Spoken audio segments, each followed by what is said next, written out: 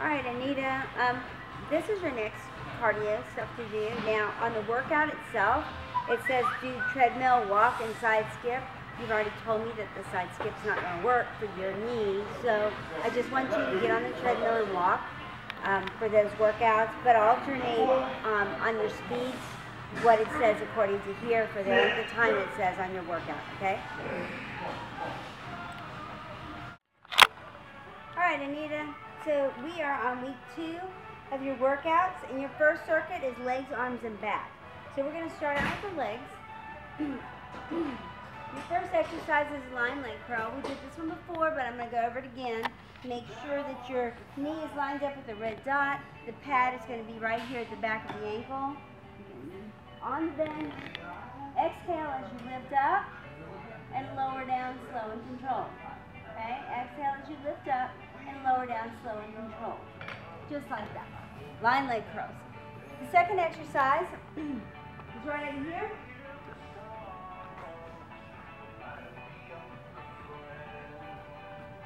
Okay, you want to take a bench, have it right up against the wall, and what I'm going to do is sit with my back, my shoulders, my head, everything against the wall, and I put a mat right underneath my knees. You could also use a rolled up towel, but the mats work really nice. So I want to be all the way up against the wall like this. I want to flex my foot, and I want to lift. This is a very small movement. You're focusing on the quads and the muscles that strengthen on the outside of the knee. So you want to lift up and keep everything tight. All right, and then do the other side. Make sure your foot is flexed. It's a small movement. Make sure you keep your legs tight, okay? That's the second exercise. It's a single leg lift against the wall. The third exercise is going to be a modified burpee.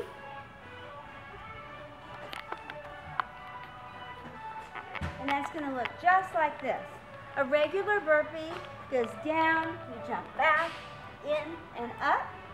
A modified one, you're going to have your hands to the ground, step back to a plank position, bring it in, and stand up again. So your modified burpee, just like that. It's still going to get your heart rate up. Your fourth exercise is a straight leg deadlift. Hold the bar right to your thighs. You want to make sure you keep your knees straight, your back flat, your chest up. You can have your legs together or about hip distance apart. Lower down. Let the arms come straight down. Exhale, using your glutes and hamstrings to lift. See how my back stays flat? And I lift up, and I'm really getting a good squeeze at the top. Chest is out. Exhale as I lift up. That's a straight leg deadlift.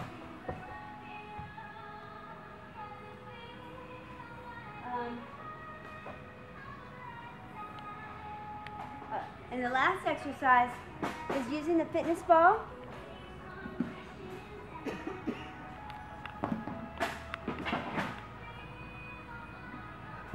These are hamstrings roll-ins. So you want to be laying on your back. I have my ankles on top of the ball, just like so. It's real important that you have your hands by your side for stability. Lift your hips up as high as you can.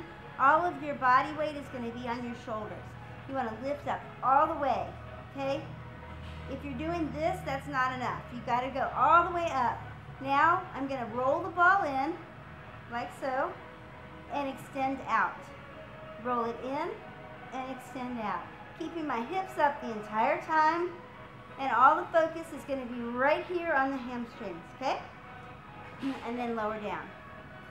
So that is the end of your first circuit, and we can move on now to back. Okay, so for your last cardio workout, this is functional training. You're going to start with a mat, and I'm using 2 of the 2.5 pound weights. So you're going to start, you want to be in this position, starting out flat. Bend your knees, cross your ankles, and come up, and then have the plates. Okay, that way you're not on top of your knees. All right, so from here, you're just going to slide the plate out, reach and pull back, and reach and pull back, reach and pull back. I'm just alternating. And that's your first exercise.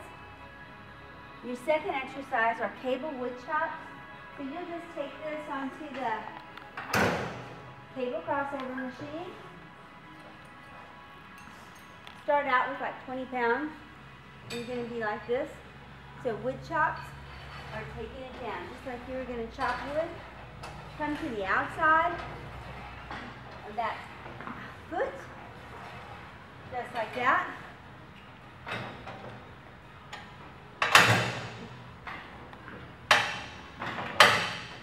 The third exercise is a push-pull.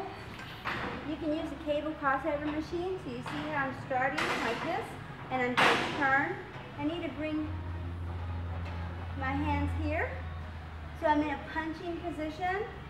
My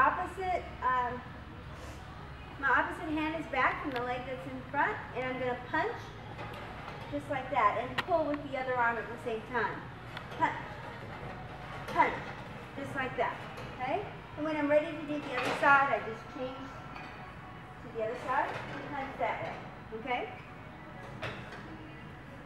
1, 2, 3. Okay, your fourth exercise is a push-up with a single leg step up. So I'm going to bring you over here to the assisted pull-up machine. It's one of the easiest places to do this. So your push-up can be right here on the step, just like that.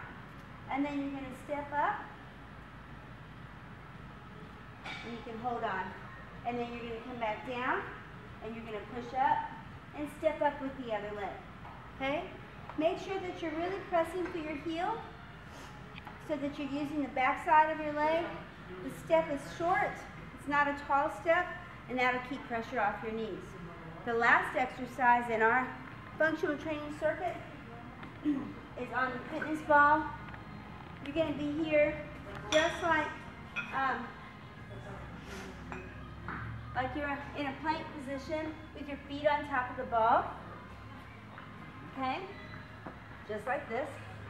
And you're going to pull the legs in, just like this. So it's a mountain climber. Okay? So it works your entire core. This one is a little bit harder movement. If you need to modify it, you can put your feet just up on a bench to give you a little bit more stability starting out. Okay? All right, Anita, that's the end of the cardio, and we'll go into the weight training next, okay? Okay, so that means with workout number 4, you're going to have the inclines on where it is, you're going to walk at these different speeds, and you're going to go for the length of time that your workout says. On workout number 5, also on the treadmill, you're going to do your warm-up. It's just a straight walk, straight level 2, walk for 5 minutes, and then we're going to hit the power button, we're going to turn it off, all right? And what it means, forward push fast, without the treadmill on, you're going to manually push the treadmill and make it go forward. So you're going to be like this, and I'm just walking here, making it go forward. And I want you to go as fast as you can, okay, for 60 seconds, and then you're going to slow down just a little bit. So if you can even run a little bit, that'd be great, but you're going to alternate between a fast and slow. And you're going to alternate 8 sets of that. And then you're going to turn around for the second one and be pushing backwards. All right? So here I'm walking backwards, and I can walk fast, and then I can walk slow. Okay? So you're going to alternate 8 sets of that. And then what we're going to do is we're going to turn it on. We're going to make it go on an incline. So I'm going to take this incline up, and I would put it up, it doesn't say on here, but I would put it like 12, 13, 14, 15, somewhere in there, okay? And once it gets up that high,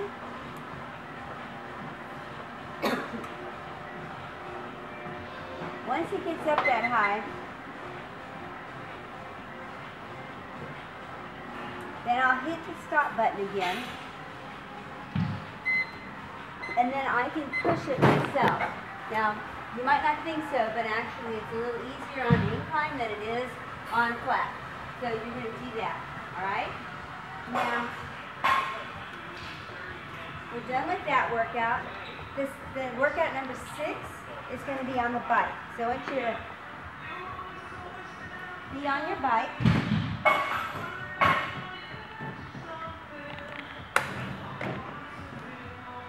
Make sure that you have a slight bend in your knee.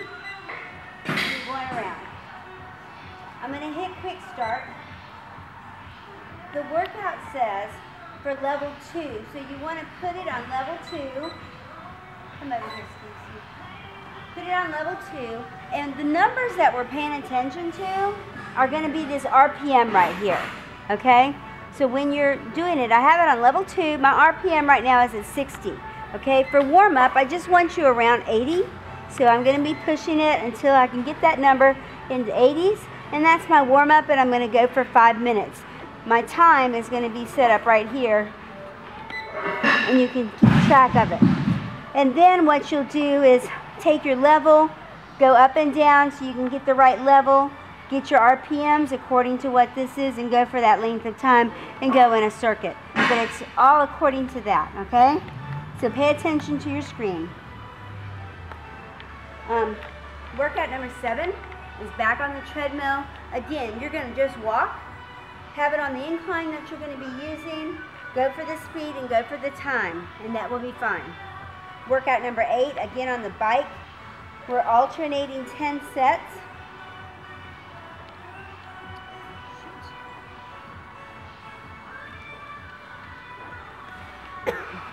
You're alternating 10 sets of sprints and recoveries. So a 30-second sprint is going to look like this. The sprint is going to be having my RPM really up there. I'm going to that quick start. I'm going to go. My sprint, my RPMs are going to get to about 110, 130, come to 20. Okay, and I'm going to go at that speed for the length of time it says. It says 30 seconds. I'm going to sprint for 30 seconds, and then I'm going to recover, which means I'm going to slow down. My recovery is going to be around 90 to 100. Okay? And then it'll tell you to sprint for 50 seconds with a 20-second recovery. So you're going to alternate sets like that, or you're going to do sets of that for your workout. Workout number 9 on the bike as well. Again, sprinting, you want your RPMs just as hard as you can go. You're going to do 5 sprints of 40 seconds with a 20-second recovery, 60 seconds with a 30-second recovery, and 20 seconds with a 5-second recovery.